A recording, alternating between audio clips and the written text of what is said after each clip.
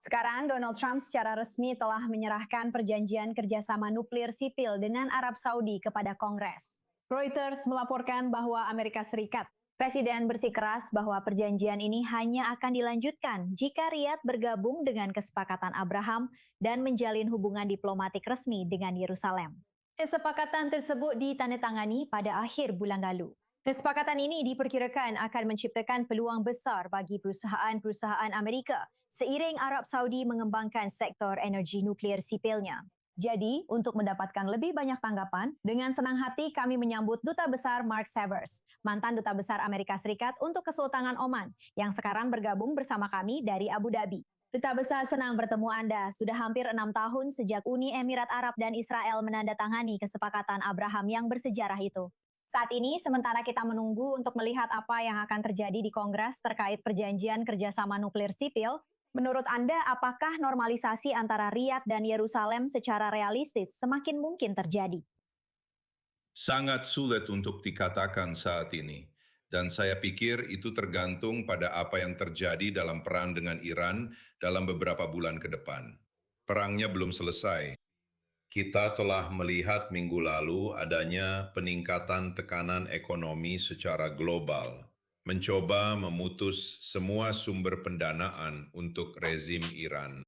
Dan ada beberapa perkiraan bahwa mereka mungkin akan melancarkan serangan balasan dengan berbagai cara. Jadi kita harus mengamati dan melihat bagaimana hasilnya nanti. Tapi tentu saja potensinya masih ada. Orang-orang Saudi mengatakan kepada berbagai pihak, termasuk delegasi yang saya ikuti di Riyadh, bahwa pada 7 Oktober 2023, mereka hampir menyelesaikannya.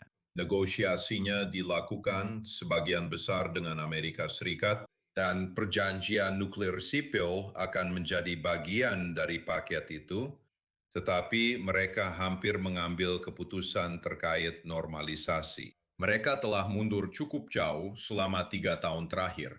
Tapi saya pikir idenya masih tetap dibahas dan Presiden Trump terus mendorong mereka ke arah itu. Tapi saya pikir pada titik ini kita perlu melihat apa yang terjadi dengan Iran. Secara singkat, menurut Anda, bagaimana Kongres akan menangani kesepakatan yang diajukan Donald Trump? Ini akan menjadi sangat kontroversial di Kongres. Jelas ada kekhawatiran tentang proliferasi nuklir. Saya tidak sepenuhnya memahami rincian kesepakatan itu, tapi saya sudah membaca bahwa itu mungkin memungkinkan pengayaan di wilayah Arab Saudi yang bukan merupakan kerangka kerja yang disepakati antara Amerika Serikat dan Uni Emirat Arab beberapa tahun yang lalu. Dan itu akan menjadi kontroversial, tapi tidak mudah bagi Kongres untuk memblokirnya. Seperti yang saya pahami, mereka membutuhkan. Harus ada resolusi bersama dari kedua Dewan Kongres yang bisa diveto oleh Presiden. Dan kemudian Anda akan membutuhkan mayoritas 2/3 untuk membatalkan veto Presiden. Jadi itu tidak begitu mudah. Tapi saya rasa hal ini tidak akan diterima dengan baik, terutama dengan banyaknya kritik terhadap pemerintahan dan kebijakan presiden di Teluk.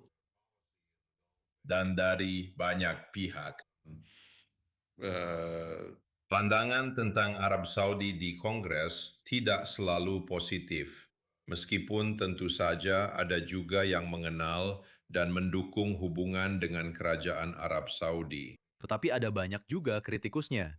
Jadi akan menarik untuk disaksikan. Kami tentu saja akan terus memantau. Seperti biasa, terima kasih atas wawasan Anda langsung dari Abu Dhabi, Duta Besar Mark Severs. Terima kasih banyak. Dengan senang hati, terima kasih.